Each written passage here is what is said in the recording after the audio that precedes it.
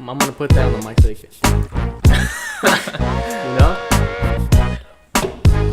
All right.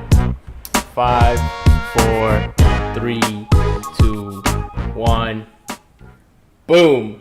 We are live. You're sticking around on TheNest. Number 4 now, because we just did number 3, even though it's not out right now. But by the time this video comes out, that shit's gonna have been out for like a good while. So, what's going on, Bird?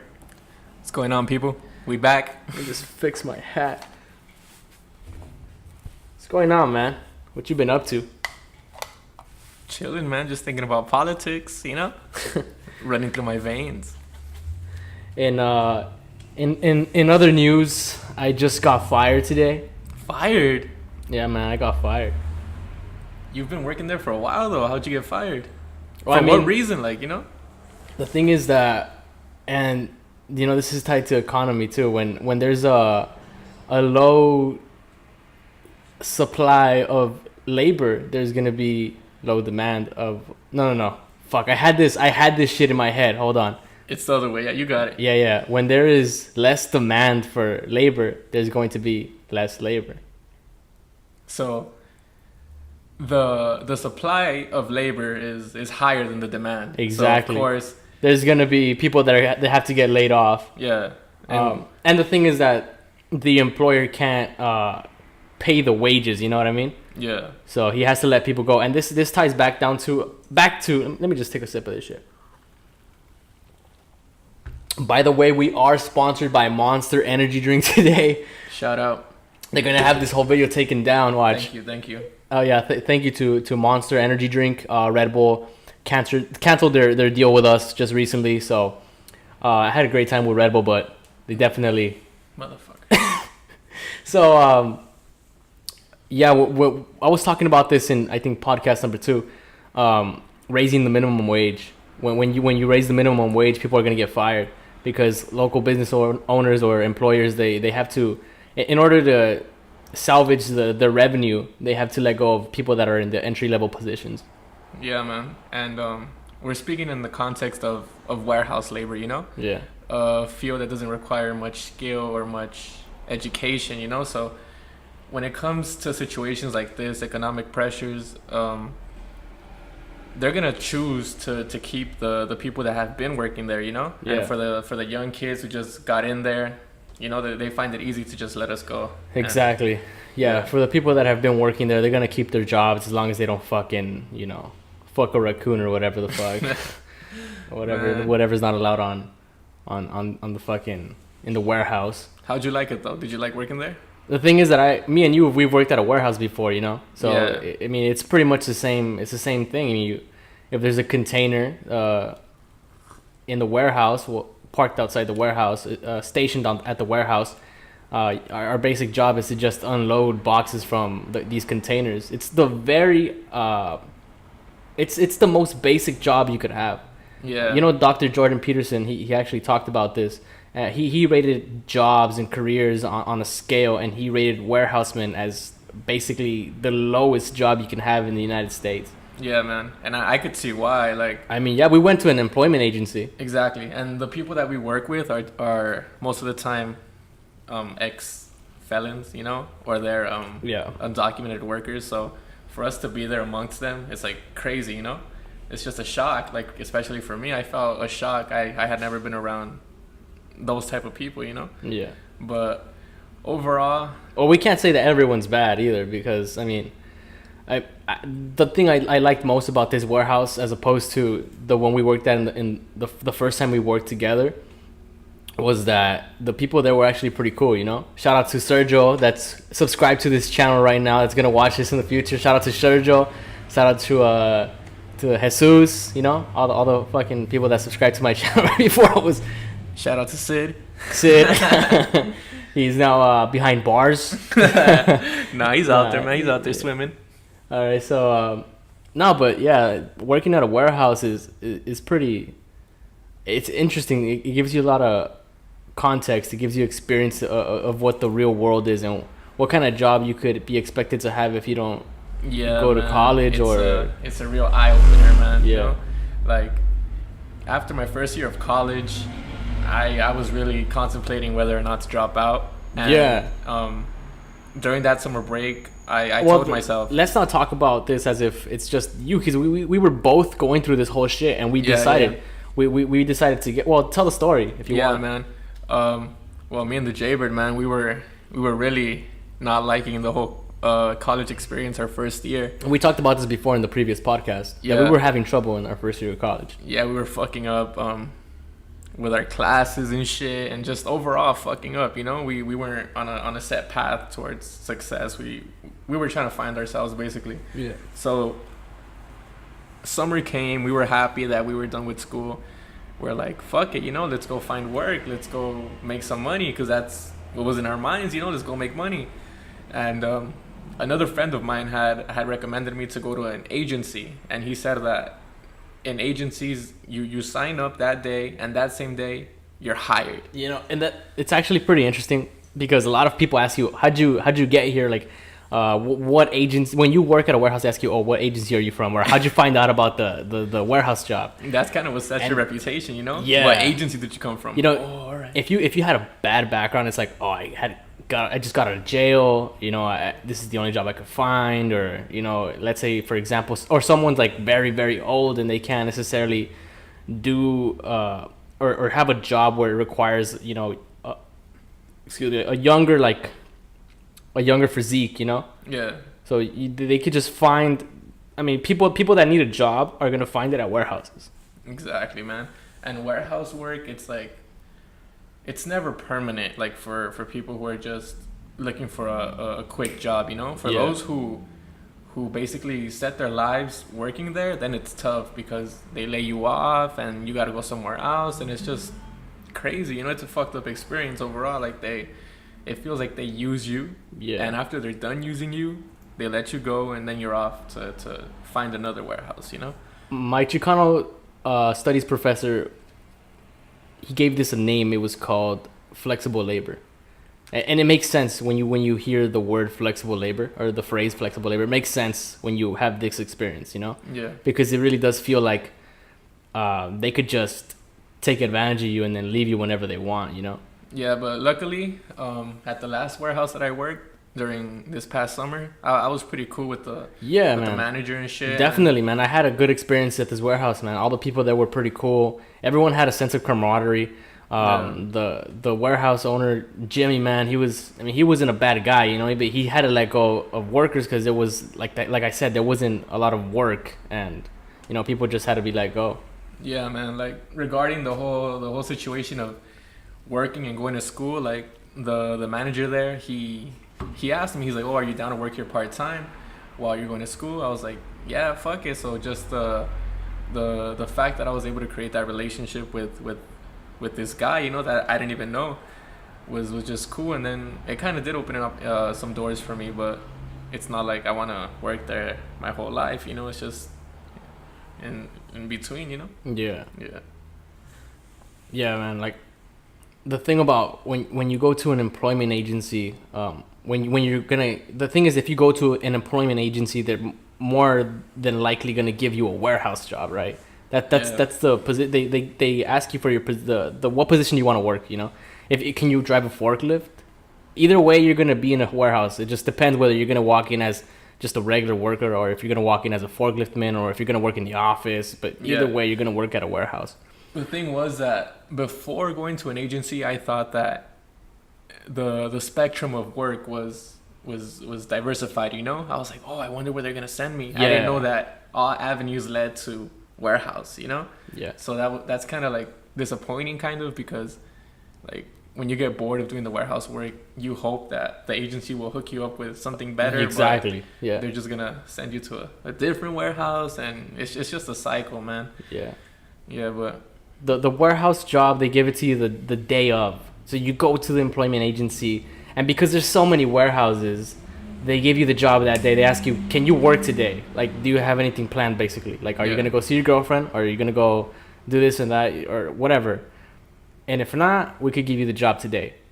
So they write down the address for you. They tell you, this is where you gotta go, this is who you gotta speak to, and then just like that, you're working at a warehouse the same day. They ask you how much you could lift. If you know, if you can't lift that heavy, you know, they might not give you a job where, I don't know, maybe you're unloading all day. Yeah, I feel that that's kind of a, they try to fuck with you in that sense, because they ask you, oh, could you lift 50 pounds? You're like, well, of course I could lift 50 pounds. What the fuck? Like, it makes you just feel engaged to the labor already. You're like, yeah, what the fuck? Like, I could do that. It's easy, you know? But after doing it and doing it and doing it, it starts taking a toll on your body. This entire quarter, man, I was just unloading refrigerators. I was unloading wine coolers, you know, heavy shit. Yeah, I was unloading heavy shit the last 10 weeks, basically, because it consumed all of my quarter 2 in my third year of college.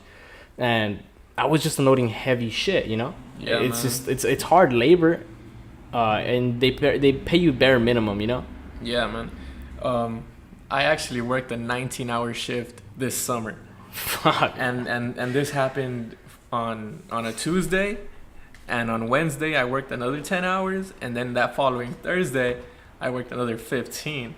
So it's like, it's cool because you feel like, oh, I'm getting money, I'm doing something, but at the end of the day, they're paying you the bare minimum, and you're out there killing yourself and just making money for the company, you know? Yeah. But they're not really. Yeah, so when I got fired today, man, I wasn't too upset, because it was literally like leaving a relationship that you had been having problems with for a long time already. It's like, man, I know that feeling. It's just like, it was kind of like alleviating, like, I don't have to deal with this no more. It's like when they don't call you into work, you're just like, chill, you know, I gotta go chill.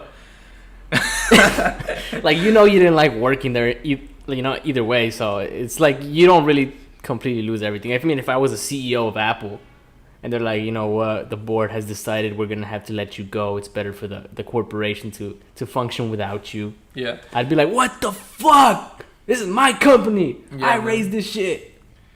What do you think it is, though, that no matter how much you don't like something, you'll still show up? You know, like your conscience kind of eats at you if you don't show up. It's kind of like, you could apply this to class. Like, if you wake up one morning and you're like, I don't want to go, and you don't go, you're just thinking about it the rest of the day, you know? Yeah. But like, for work, it's truly fucked up. But for some reason, I would still get up and go. Yeah, I was thinking about it this morning. You think about it every day. Like, you're just you're like, fuck, what if I just don't go today? Or like, when you're at work, you're like, what if I just walk out?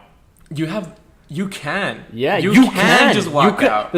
Today was actually the hardest day of all the fucking time I had ever been there. And it's funny because the way I put it was like, it was kind of like my culmination, like my fucking rite of passage out of there, you know? Hell yeah. Like, I had the hardest day today. God bless. I unloaded a whole container in 1 hour. 1 fucking hour. Are the materials in the container like together, or they're separate? Like, oh, the thing is, it was just one item. It was just one item, and the boxes were all the same. But I mean, it was hard, man. We were, the thing is that the guy that I was working with in the container, he was working my ass. He was like he was on it, you know? And I couldn't just slack, because when you're loading a pallet with boxes and it's just you and another guy, you kind of like, it's not you guys don't talk about it, but like, you guys kind of split the pallet in half. Yeah. And like, he's in charge of one side and then you're in charge of the other side. So he was kind of like putting the pressure on me, you know? And then by the end of that container, man, I was out of breath. I was sweating. I was like, and while I was unloading the container, I was like, what if I just walk out? Like, they can't tell me shit. I could just walk out. I'm like, I'm getting worked, you know, man. I'm sweating. I'm fucking out of breath, and I'm gonna get paid minimum wage, you know. Yeah. So I'm like, dude, what if I just walk out of here? I could literally. I was just looking outside of the container, like the hole of the container. You know, you could see the light kind of just filtering into the container. You're like, fuck, that's freedom right there. You know what I mean? I was like, I could just walk out of here. But, I mean, I didn't, and I finished the container. It's weird. I don't know what it is. The one thing that shocked me the most about my whole experience working at a warehouse and engaging with, like, different types of people was how some of those people really take their work serious. Like, they really want to get the job done. Oh, yeah, man. I know what you mean. Not only get it done, but get it done in an efficient manner. Exactly. And they're getting paid the same as you are. Exactly. It's weird. Like, they have this attachment to their job. Like, they actually have a moral duty to execute this job the best way possible. I just kept thinking about that every day that I showed up. I'm like, why do these guys kill themselves or want to kill themselves if we're all getting paid the same? And they get stressed, man. they get stressed. Like if, let's say, for example, they're missing an item. Like we after we finished one of these other containers, we were just like literally unwrapping pallets to find one box. Oh man! And we were transferring to different pallets. We were just looking for one box out of like these small ass boxes. And I'm like, why the fuck does this matter to everyone so much? Man, I was notorious at losing shit. Because Tell me about that, man. You're checking, like, basically, there's a group of guys, usually 4 per container. Yeah. 2 of them are unloading. Well, for my warehouse, 2 of them are unloading the container. Another person on the forklift. No, by hand. Oh, okay. So all the items are like individual. Oh, so you weren't loading on pallets? No. It was more fucked up, man, because there was couches, mattresses, chairs, heavy ass boxes. So everything has to be brought out like individually. Yeah. So there's 2 people bringing shit down, taking it out. There's one person stacking all the stuff we take out into a wooden crate. So the people take it out, they take it to the person, and that person they stack it in the wooden crate, and the crate is then put away in storage. I know what you mean. Yeah.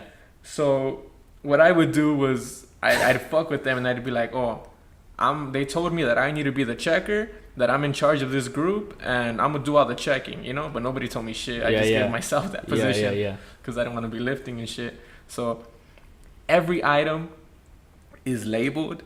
Every item is on record. On record. And every item that exits the container has to be checked. Yes, I know what you mean. We had just recently moved away from using paper to using the scanners. Yeah, the scanners. The scanners, man. Putting it on that one. What's Microsoft Excel? No, Excel. Yeah, Excel. The one with all the spreadsheets. Yeah, we had an app though. It was called a Moving Pro. So you basically just sign in. Yeah. So that everything traces back to you, and you just scan. Everything's labeled. And if it's not, your job is labeled as shit. Look, man, I was fucking up so much because I really didn't give a fuck. Yeah. I was fucking up so much that they had to change their whole policy about the way that they deal with labeling and shit. So after whoever checked the spreadsheet or whatever, they had to sign it at the bottom so that if something's missing, they know who to blame. But I wouldn't sign it, man. Fuck that shit. Oh, yeah. They did the same thing for us. When right after we finish a container, they ask, who did this container? And they'd be like, oh, well, this guy and Jason, okay, put your names down. So then we put our names down, and now if anything's missing or if anything's like stolen, then they know who to talk to, right? Yeah. The thing about warehouses, though, is that the reason there's always going to be jobs in warehouses, and I could literally, if I wanted to tomorrow, get a job at a warehouse. At a different one. At a different warehouse. I could just go to the employment agency, they'll give me a job tomorrow. Yeah. The reason that's the case, do you know why, right? You know why? I mean, it's obvious to people like me and you, but maybe not to people out there that have never worked at a warehouse. If you literally just look around you, you're going to find a warehouse. There's warehouses all over the place, That's what I've been noticing, man. You enter Vernon, nothing but warehouses. You're on the freeway. If you look to your right, warehouses. If you look to your left, warehouses. I'm like, man. It's because there's a lot of fucking shit. What a business, man. There's a lot of shit in this fucking world. A lot of products. I mean, everything that you can see all around you has at one moment in time been in a fucking box. And has been in a fucking container moved by somebody. Yeah, there's someone.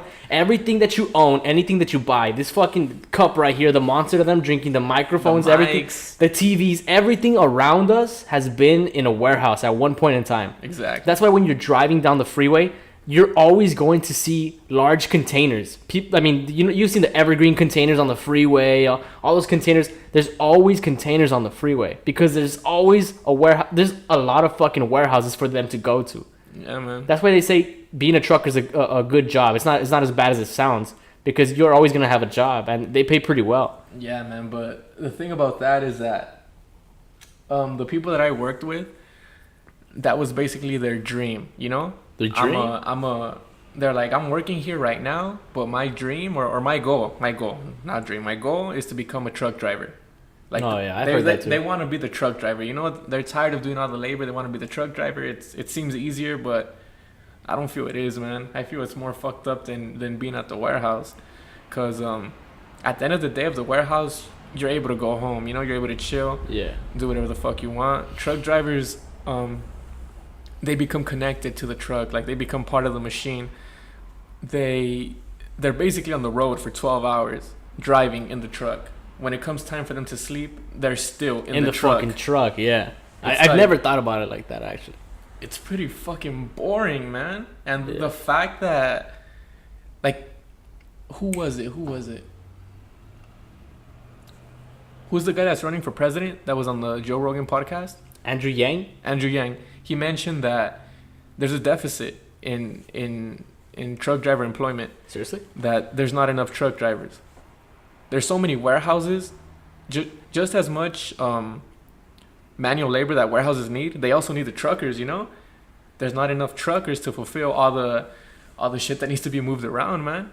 So, but overall, anything that's connected to warehouse labor, it's kind of, it takes a toll on your body, man. Oh yeah, man, dude. And like people talk about people that work at McDonald's and that, like, I don't know, there's a large statistic of people that have worked at McDonald's or there's a large statistic that says that at one point in your life you're really likely to work at McDonald's, but I feel like you're even more likely to work at a warehouse than to be working at like McDonald's.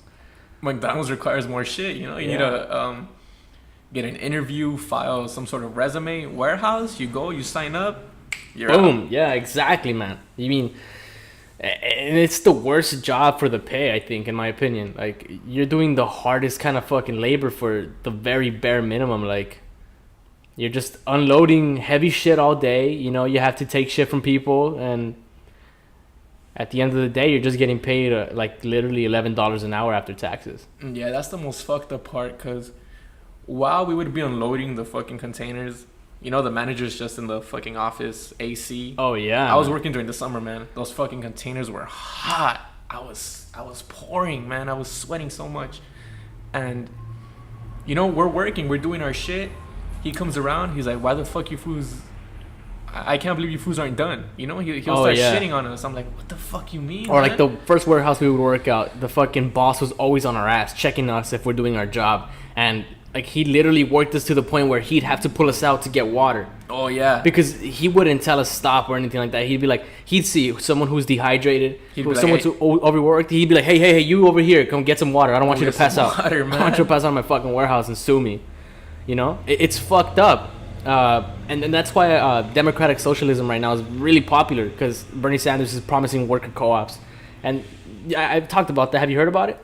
The shit is that when Trump says that he's improved the unemployment rate and he's opening a lot of jobs, keeping business here in America, that means warehouses, you know? Companies, businesses, keep businesses in America, made in America. That all requires warehouses. That's why when they say we're gonna make new jobs, they're talking about warehouses. Jobs, yeah, man, trucking jobs, warehouse jobs, cleaning up the warehouse. Like, it's just, it sounds promising, but at the end of the day, it's just, it's nothing really extraordinary. You know, it's not a fucking. They're not promising you like office jobs or shit like that. Yeah. All these new jobs that are coming into the workplace that are contributing to the economy are warehouse jobs. You know. Yeah. And that's kind of what they don't mention in the news, and what kind of bugs me, you know, that they take this pride, like, oh, I'm doing all this shit. I'm the reason that all these jobs are coming into play, but they're warehouse jobs. You know? The labor force has to be considered into the equation when you're talking about this stuff. Because people are saying, oh, the unemployment rate is so low right now, and that's because there's a lot of demand in labor at warehouses, man. The economy's big, man. Yeah. Shit's coming in from China, trade. This whole shit with tariffs and shit, I don't think it really impacts anything, because shit's always gonna be moving, you know?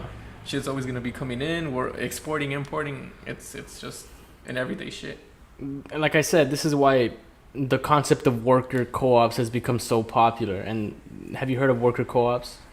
So basically what it is, and I talked to my professor about this. I went to one of her office hours. I used to talk to my political ideologies professor a lot, because we had a lot of differing opinions.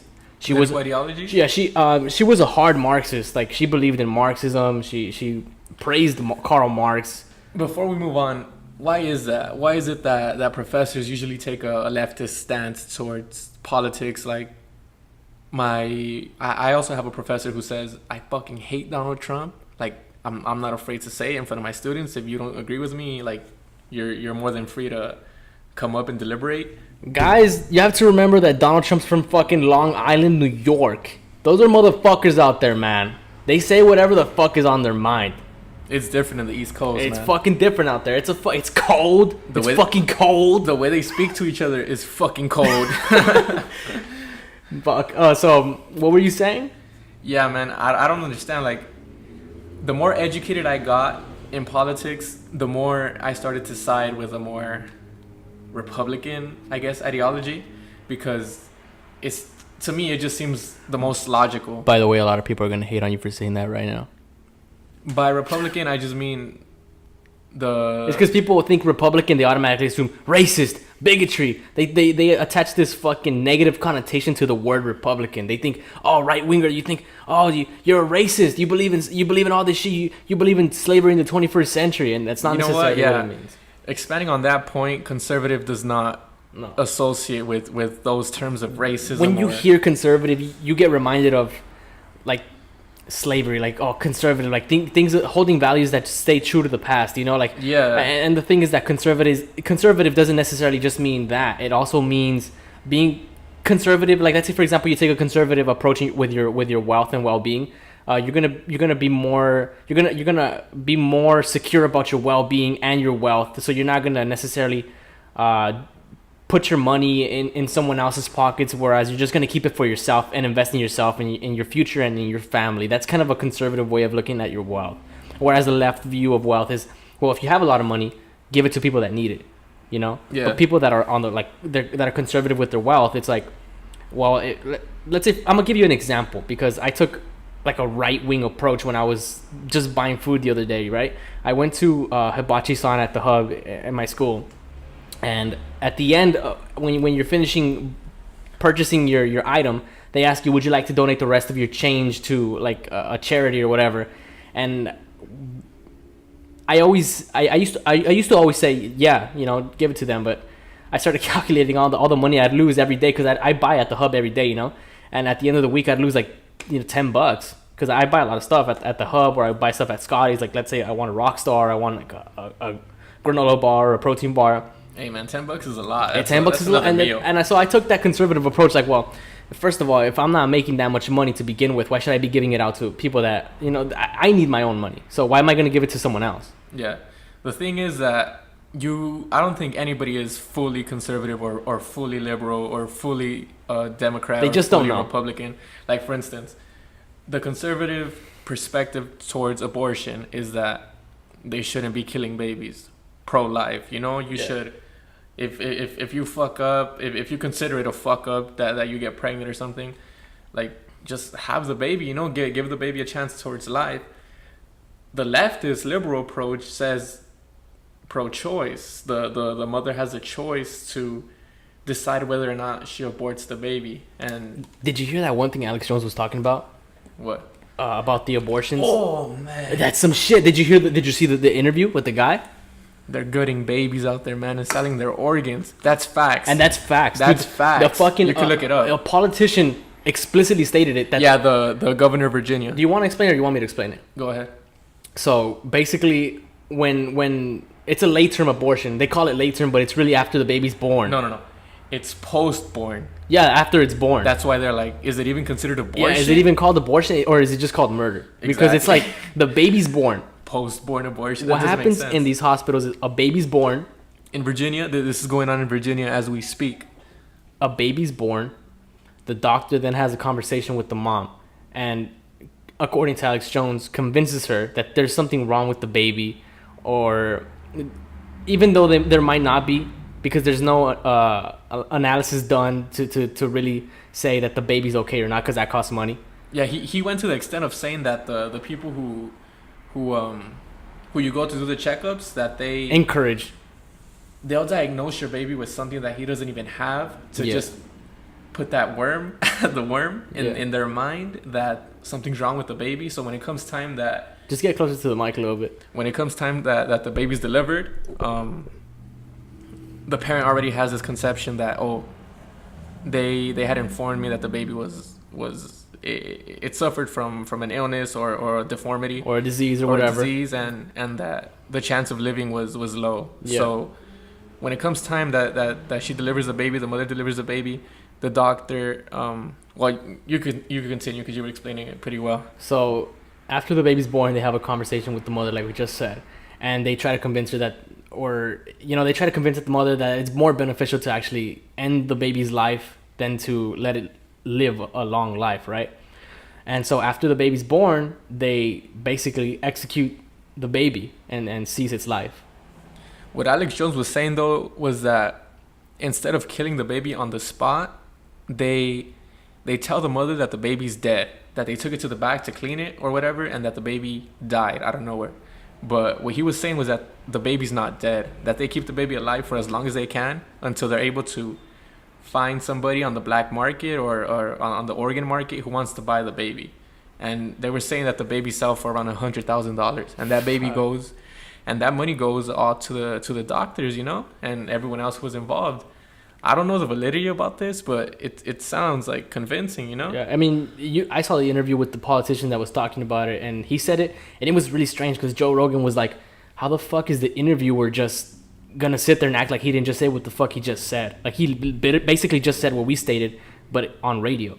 Exactly. It was like on public radio. Yeah, it was like, what the fuck, Yeah, it's fucked up, all the shit that's going on with this whole... The thing about abortion is that it's so controversial. I don't even know where I land on the topic, because, I mean, if you listen to someone on the left, they say, oh, it's a woman's choice because it's her body, and like, basically, let's say, for example, they always put it in the worst case scenario. So let's say, for example, a woman's raped by a random stranger, and now this woman is impregnated because this man didn't use protection or whatever to hinder the baby's natural birth process.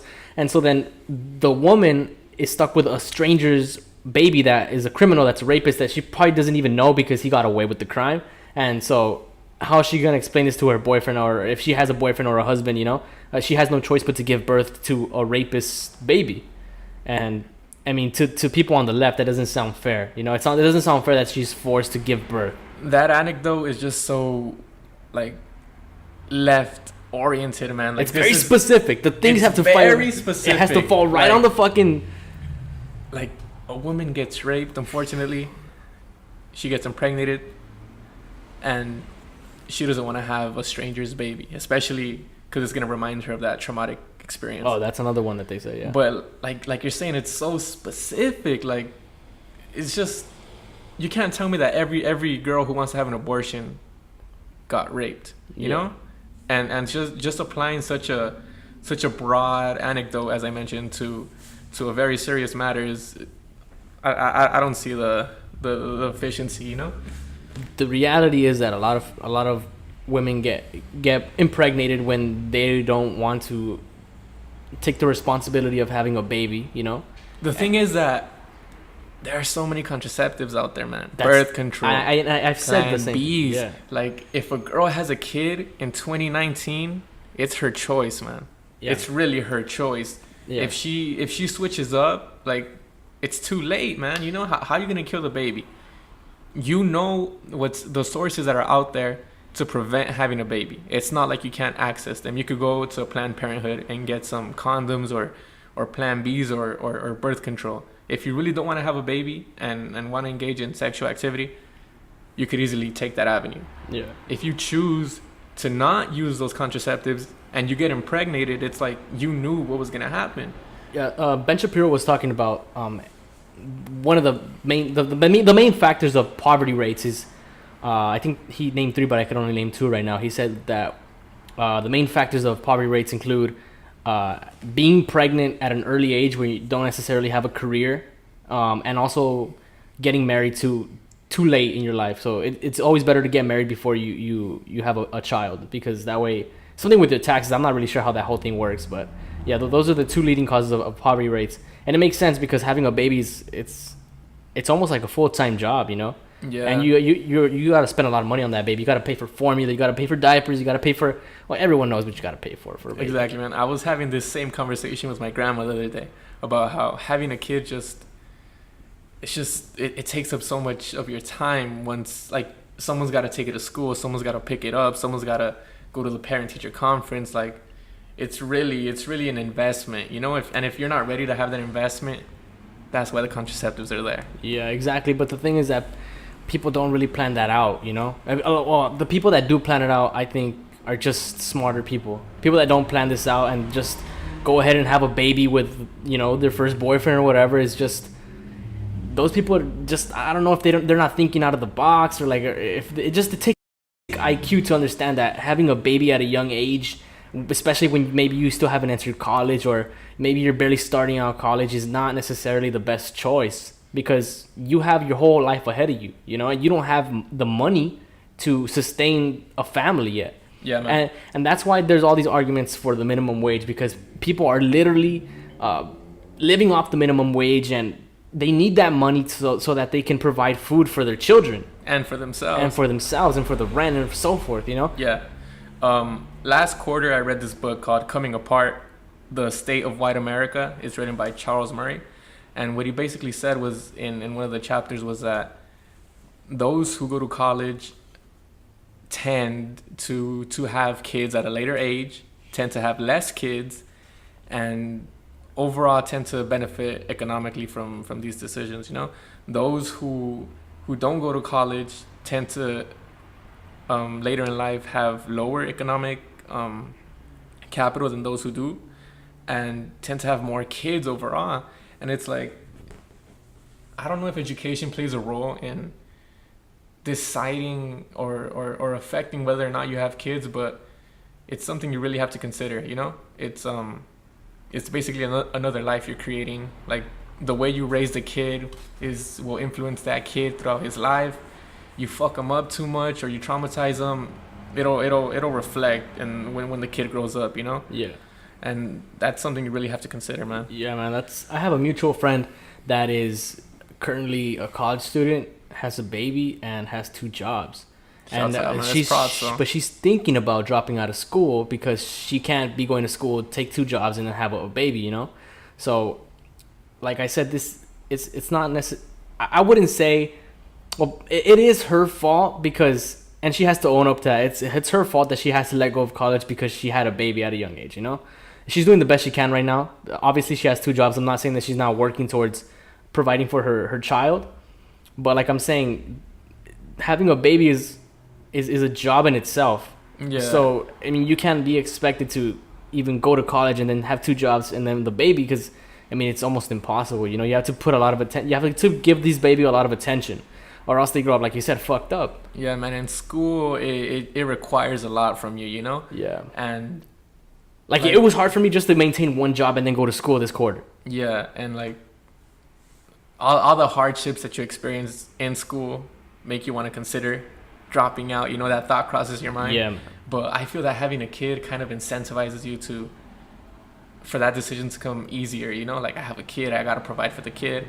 I'll get my education in the future. But most of the time, people We'll just do a quick check at the time. Did you set up a timer? Nah, man. No, just check because it says, all right, 39 minutes. We're good. So you were saying? Yeah, man, because the thought of dropping out crosses every college student's mind at one point. Yeah. At one point, a student considers dropping out. But in the case of your friend, I feel that the kid kind of just made it so much easier for her to want to drop out, you know? Yeah. I mean, the piece of advice I would give this person is that, go for it, man. Just let go of college. Take care of your child. I think that's more important than an education right now, because, I mean, it's difficult. Like, she doesn't know who to leave her baby with. Sometimes she leaves her baby with, you know, her uncles, or like people that she can't leave them with her parents, because she herself doesn't have her own parents in her circle. So do schools not have programs for that? Like, I think they do, but I don't know how that whole thing works. I don't know her situation, but what I know is that she hasn't reached out to those resources. She's been leaving them with family members and like friends even, and like having your baby just bounce around from like different circles to different circles, I think is just it's not beneficial for the kid, you know? growing up in that environment is not beneficial for the kid, you know. If those programs don't exist where a college provides you with or offers you the opportunity to like leave your kid somewhere while you go to school, it's kind of like, it's something that I feel should be encouraged, you know, because if you go to the YMCA in downtown, you could leave your kid there while you work out. It's like, why can't you leave your kid at school while you go to class, you know?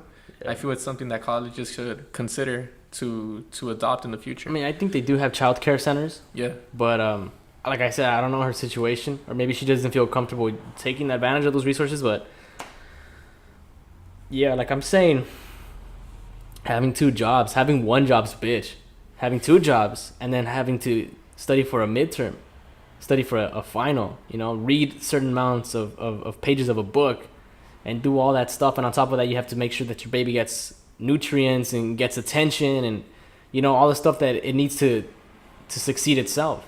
You know what, man? I feel that a lot of people feel that the more shit they do, the better they'll end up in life. Like, that's such a cool story, you know, the fact that she has 2 jobs, goes to school, and has a kid. It's a cool story. But at the end of the day, her fucking stress levels, I'm sure, are through the fucking roof. Yeah, that like cortisol is just going through her. I mean, it's definitely a victory story. Like when you consider how marketable this would be on a social media platform, you know, like with the caption and the picture, and let's say, for example, she graduates and she has the baby, and right there, you know, hook, line, and sinker, everyone's gonna love that story.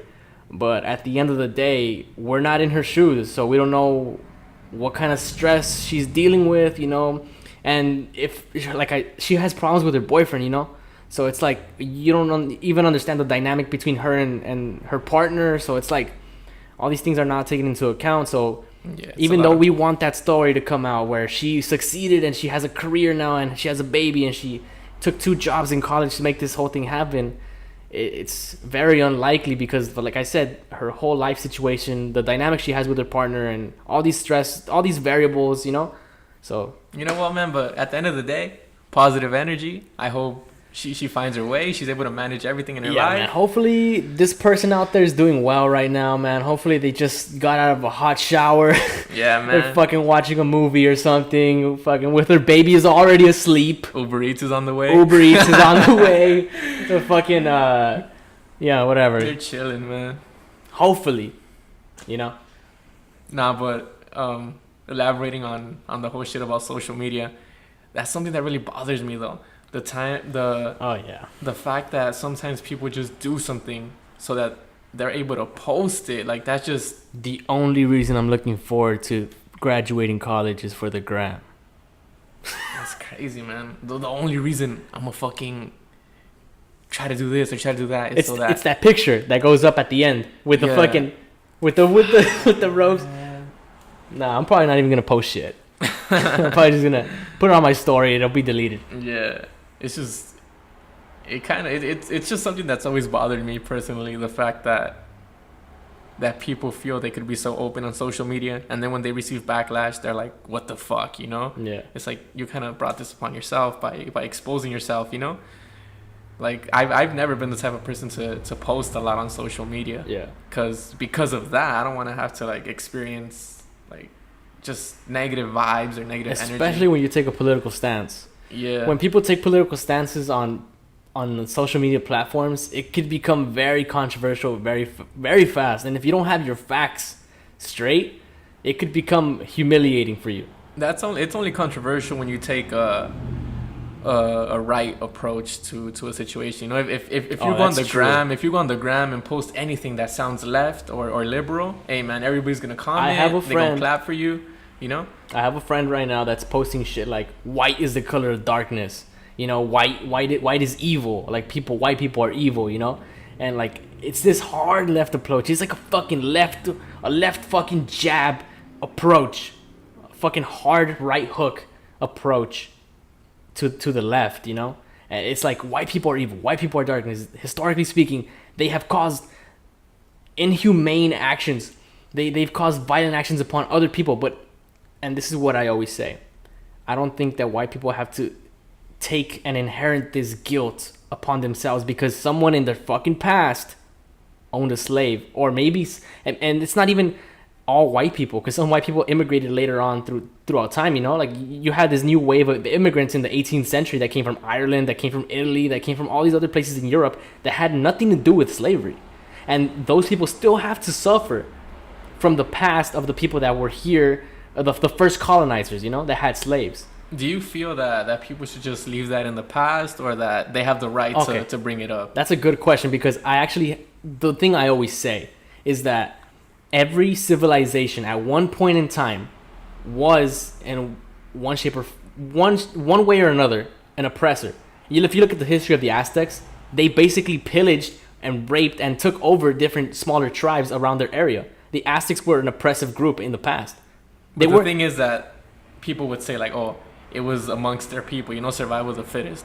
But when it comes to a different race coming in, then that's a whole different story. Genghis Khan was a ruthless ruler that didn't just kill people in Asia. I mean, his empire stretched from Russia all the way down to Indochina. Yeah, man. I mean, Genghis Khan was a massive ruler that everyone feared, that came from Asia. I mean, and no one blames the Asians for the massacres of other ethnic groups, you know? I mean, Africans also had tribes that were predators to other tribes, you know? They always had these constant wars. But like you said, people say, oh, it becomes a little bit more fucked up when one group targets another group based on their race. But I think it's more than just race, because the way colonizers looked at slaves they were just a positive effect on their financial assets. You know, they were just part of a capitalist venture. It wasn't necessarily a color thing. It was more like, well, these people, we could take advantage of them because they're underdeveloped. You know, they could be a different color, but it's because they were so underdeveloped that they were able to take advantage of them to pursue their economic interests. I think it's more than economic, though, man, because they literally refer to these people as animals. They'd have zoos. They'd set up zoos with these people and display them as animals. It's like, and that continued, look at what we found. You know? That continued all the way to like the 20th century with the World Fair. You know, yeah, not that long ago. But I mean, like I said, this inherited guilt, I mean, if we don't move away from it, how long is it going to be before white people are the ones being oppressed? You know what I think it is, though, and why this whole thing still exists in America? It's the fact that the way the Declaration of Independence was written, like it mentioned all people, and well, specifically all men, and not all men were able to execute those rights listed in the Bill of Rights or in the Declaration of the Constitution. Like the fact that the founding fathers wrote that everybody was equal, everyone had the right to liberty, the right to property, the right to basically life, and that certain minority groups were not given those rights. It's kind of like a big ass contradiction, you know. And some people, it's like rooted in them that, what the fuck, you know, I thought this was the country of freedom. I thought this was the country that would change my life and kind of prompt me to succeed, you know. And I just feel that it's overall that everybody's gonna refer to that shit, that it says it in the Bill of Rights that everyone's equal. Yeah, people like to say that the Declaration of Independence was written for white people. Like they think, oh, it was written by old white men, and this country was for old white men that were wealthy. But then, like I said, look at the Asian Americans. Dude, they're doing so good in this country, and they came in the late 19th century, early 20th century. They were a new wave of immigrants to help construct the Intercontinental Railroad. But then more waves of them came in the 20th century, and now they kind of just stuck, and now they're American, just like maybe Hispanics are going to be just considered American one day too, right? Yeah. So, but they're doing so well. So that's why it's actually interesting because we were just talking about this yesterday, and I was having a conversation today with a worker at the warehouse, and she was telling me that the reason that they're so successful as opposed to us, like Hispanics or other like minority groups, is because, and like I said to you yesterday, it's because it's also cultural. Like the values that they hold, sometimes it's not the same values that we hold. Like they really value education more than anything else, whereas we don't really value education that much. We value hard work, and hard work, whether it be represented through labor or through an education, is considered the same for a parent or a Hispanic person.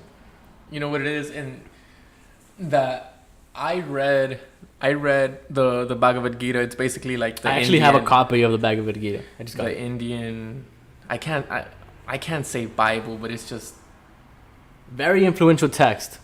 It basically gives you an insight into the Indian mentality, the values that they hold. And the Bhagavad Gita basically states that you must work hard but remain humble, you know? And that's a value that applies to all Asians, not just Indians, you know? They work hard but they remain humble with each other, you know, that they're all one people. But I feel that we hold that same value, but when it comes to empathy with each other, that's where we kind of lack, you know? But so then why do you see crime rates for Hispanics and blacks way higher than you see with Asian Americans? I don't have an answer to that, but I could just claim that it just goes back to the way that because a regular person on the left would look at those statistics and say it's because of racism. They say, oh, the reason that discrimination, that we were put in these low income areas, you know, and that they pretty much discriminate against us because of our color, and that a cop is more likely to pull us over because of the color of our skin than anything else. Yeah. But I mean, people commit crimes and they go to jail, you know. So I mean, if you're not, the other day I got pulled over by a police officer, but I didn't commit a crime or anything, so you know I went on with my day. So it's like I didn't go to jail because I didn't commit a crime. I wasn't speeding. I wasn't doing anything. So I mean, but people that get pulled over and they get arrested because of a crime they committed, they go to jail because of that crime. A cop can only pull you over and question you and do all this shit if the cop has probable cause. Yeah. For those of you out there, if a cop asks if he could search your car, say no. They don't have the right to, unless they have probable cause. So you ask them, do you have probable cause to search my car? If not, leave me the fuck alone. Are you gonna arrest me? No? Okay, end of conversation. You go throughout your day, you know? Yeah. I feel that's something that a lot of people here must know, that you can't be afraid of the police. Like, there's laws. The law of the Constitution applies to everybody. They're public servants. Exactly. Our taxpayer dollars are what gives them their salaries. Exactly. So I mean, there was this video that went viral on I think it was Instagram, and there was this guy that's saying that was telling a cop, I'm not gonna get the fuck out of here, you're gonna get the fuck out of here because I'm your boss. He's like, I determine your salary. He's like, you work for me, motherfucker. I'm like, fuck, that's true. Dangerous nowadays though, because a lot of people are considering speech a form of violence. So if the cop feels if the cop feels threatened by your language, he could act, man, and just argue that in court that he felt you were getting too aggressive with your tone and shit like that. Like, it's crazy, man, the way shit's changing. Do you think that police brutality is caused by racism, or is it caused by people that enter the police force that don't necessarily have the skills or attributes to be a good police officer? You know what, man? Police officers are human. There's a lot of factors to consider. Maybe they're going through some shit at home, or they received a call that they didn't want to receive, you know? Like, I don't know. I don't think there's one answer to that question. Like, there's just so many factors. Yeah, because when people think about cops, you know, they dehumanize them. They call them pigs. They call them this and that. At the end of the day, police officers are just like me and you. They're regular people, you know, that are doing a job. Yeah, their role, what they're getting paid to do, is to protect, you know? If they feel that they could go beyond that, then that's on them. But most police officers... I wouldn't say protect. I'd say enforce the law. Enforce the law. They're law enforcers. Like, if there's a law being... They're pretty much rule checkers. If you... Let's say, for example, we're in a game, and there's someone that is in that game that is pretty much just looking at all of us play, and it's like a ref. He's like, if someone breaks the rules, I had to step in and tell him, you broke the rules, now you go over here. Yeah. That's what a police officer is. He's not necessarily there to protect you. He's kind of there, like, if someone's committing a crime, he's there to say, this is against the rules. That's why you have to get this ticket or you have to go to jail. Yeah, I take that back. You have to protect yourself from the police, because the police is just gonna try to enforce and try to manipulate you in some instances. Like, if you don't know your rights and shit like that. Like, if a cop comes up to you and he's like, can I search your car? And you feel, well, I don't got nothing to hide, go ahead. Like, no, you're giving away your liberty, you know? You have to protect yourself. Let them do the enforcing. You protect yourself. Become educated. Learn about politics. That's what it's all about. That's what's up, man. Fuck, let me check the time. That sounded like a good way to wrap it up. Did you want to wrap it up? We have like good 5 minutes left. Yeah, I think it's cool. Just yeah, all 5 minutes. So we're gonna 5 minutes? Like we could still. Nah, it's just our conversations just go all right, on. this fucking song is probably playing right now. Fucking dun, dun, dun, dun. All right, man. Like TheNest number 4. I hope you guys liked this video. We talked about some shit. You know, hopefully you guys like this video and subscribe. If you're not subscribed, make sure you guys subscribe. Put the fucking, it's just a button, bro. If you're not gonna watch our videos, like, it's just give us the clout we need, bro. It's not click that button. Click the fucking notification bell so you can get all the notifications if you're part of the notification gang. We're gonna be dropping merch. Hey, man, they gotta check out the clips too, man. Check out the clips. We're gonna be setting up, I don't know if we want to do another YouTube channel or not, but we're going to be cutting these up into clips for people that don't want to watch a 1 hour long podcast, because, you know, I understand how that is. We want to keep the interesting stuff into separate clips. So make sure you guys check out the video, check out the clips that are coming soon, and see you guys around. That's a wrap. That's a wrap. That's pretty chill, right? Yeah. I feel like we just